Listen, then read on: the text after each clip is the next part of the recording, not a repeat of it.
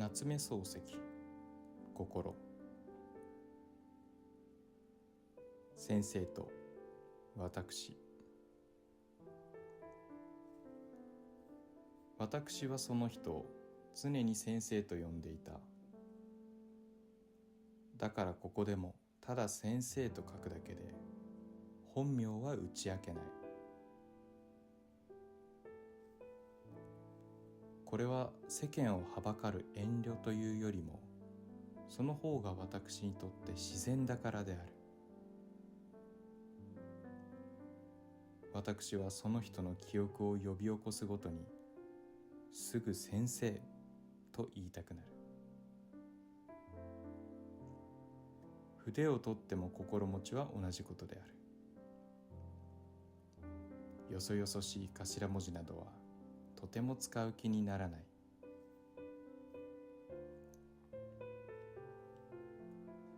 私が先生と知り合いになったのは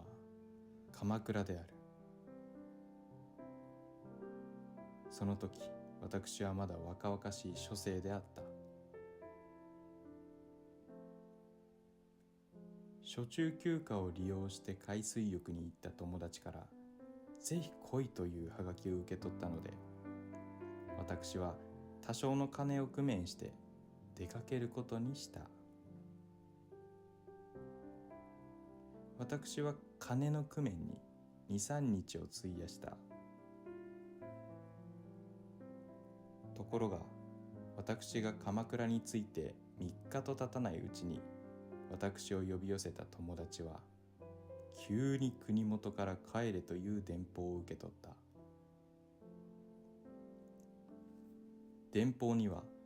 母が病気だからと断ってあったけれども、友達はそれを信じなかった。友達はかねてから国元にいる親たちに進まない結婚を強いられていた。彼は現代の習慣から言うと、結婚するにはあまり年が若すぎた。それに肝心の当人が気に入らなかった。それで夏休みに当然帰るべきところをわざと避けて東京の近くで遊んでいたのである。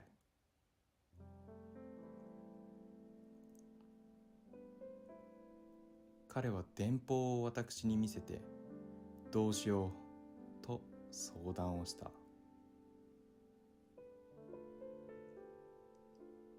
私にはどうしていいかわからなかった。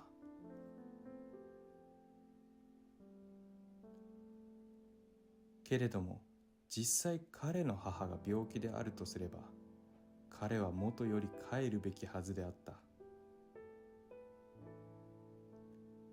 それで彼はとうとう帰ることになった。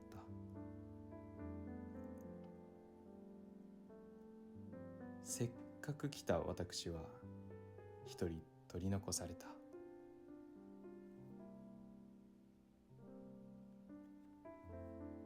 学校の授業が始まるにはまだだいぶ日数があるので、鎌倉におってもよし、帰ってもよいという境遇にいた私は、当分元の宿に泊まる覚悟をした。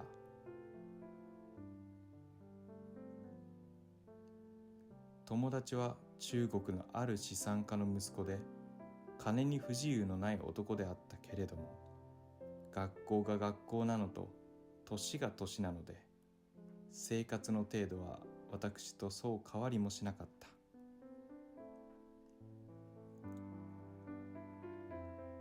したがって一人ぼっちになった私は、別に格好な宿を探す面倒も持たなかったのである。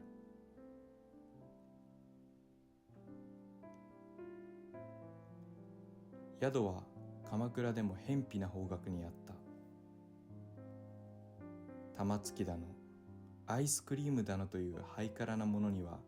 長い縄手を一つ越さなければ手が届かなかった。車で行っても20銭は取られた。けれども個人の別荘はそこここにいくつでも建てられていた。それに海へはごく近いので、海水浴をやるには至極便利な地位を占めていた。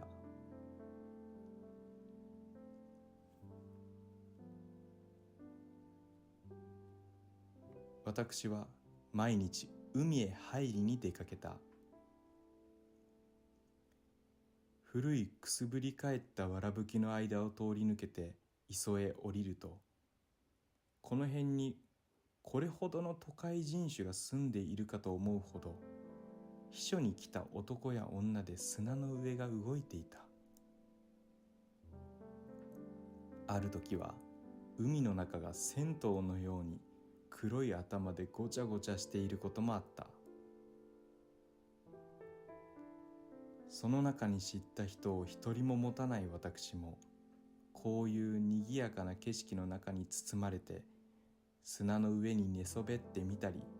膝頭を波に打たしてそこいらを跳ね回るのは愉快であった。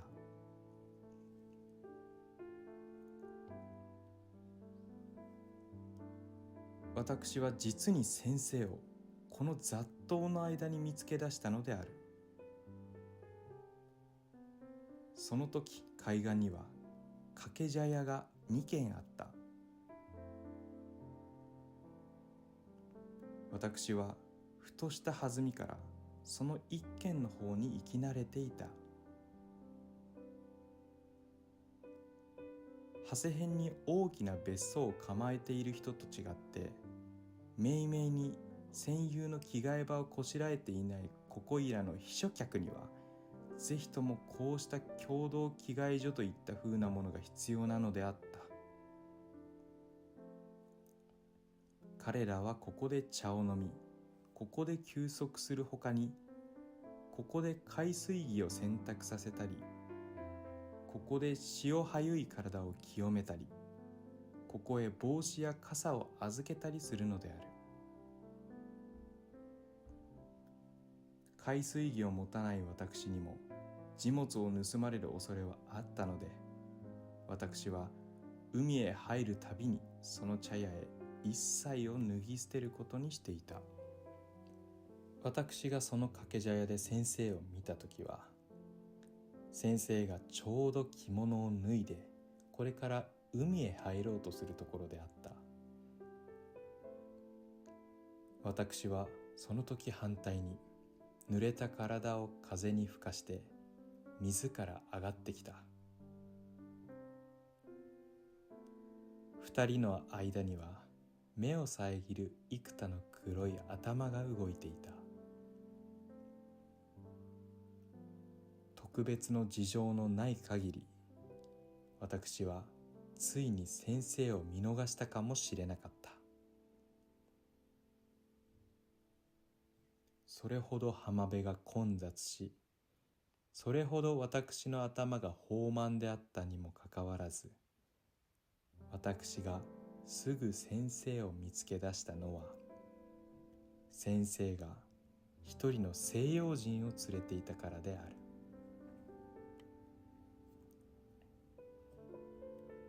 その西洋人の優れて白い皮膚の色が掛け茶屋へ入るや否や、すぐ私の注意を引いた。純粋の日本の浴衣を着ていた彼は、それを将棋の上にすぽりと放り出したまま、腕組みをして海の方を向いて立っていた。彼は我々の履く猿股一つのほか何者も肌につけていなかった。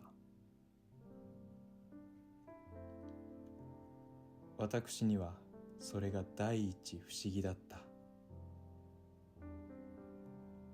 私はその2日前に由比ヶ浜まで行って砂の上にしゃがみながら長い間西洋人の海へ入る様子を眺めていた。私の尻を下ろしたところは少し小高い丘の上で、そのすぐ脇がホテルの裏口になっていたので、私のじっとしている間にだいぶ多くの男が潮を浴びに出てきたが、いずれも胴と腕とももは出していなかった。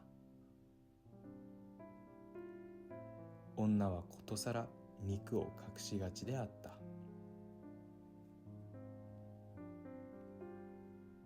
大抵は頭にゴム製の頭巾をかぶって、エビ茶や紺や藍の色を波間に浮かしていた。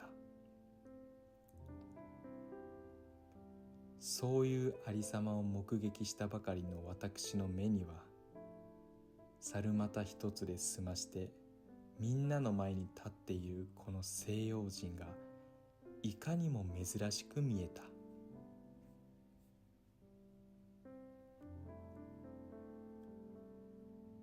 彼はやがて自分の脇を顧みて、そこにこごんでいる日本人に一言二言何か言った。その日本人は砂の上に落ちた手ぬぐいを拾い上げているところであったが、それを取り上げるや否やすぐ頭を包んで海の方へ歩き出した。その人がすなわち先生であった。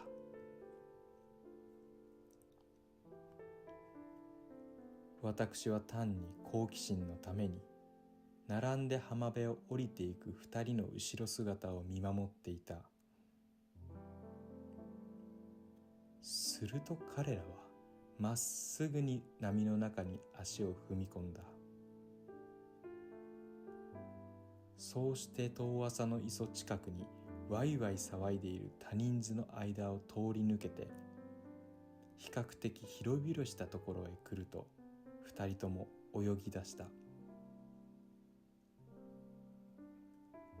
彼らの頭が小さく見えるまで沖の方へ向いていった。それから引き返してまた一直線に浜辺まで戻ってきた。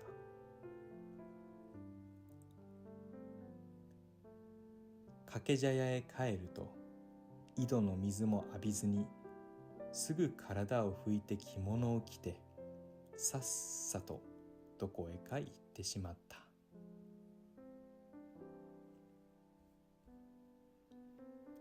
彼らの出て行った後、私はやはり元の将棋に腰を下ろしてタバコをふかしていた。その時私はポカン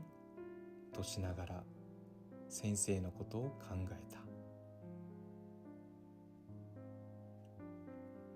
どうもどこかで見たことのある顔のように思われてならなかった。しかしどうしてもいつどこで会った人か思い出せずにしまった。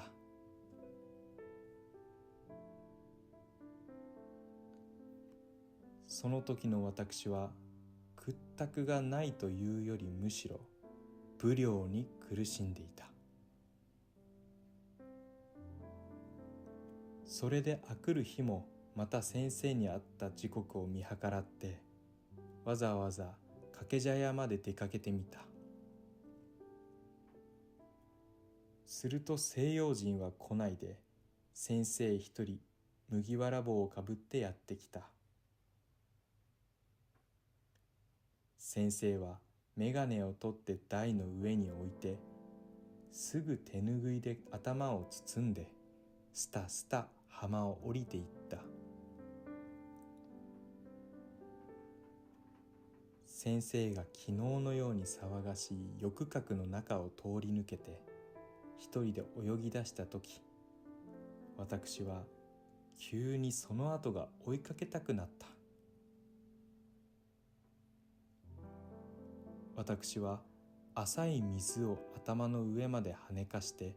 相当の深さのところまで来て、そこから先生を目印に抜き手を切った。すると先生は昨日と違って一種の弧線を描いて妙な方向から岸の方へ帰り始めた。それで私の目的はついに達せられなかった。私が丘へ上がって雫の垂れる手を振りながら掛け茶屋に入ると、先生はもうちゃんと着物を着て入れ違いに外へ出ていった。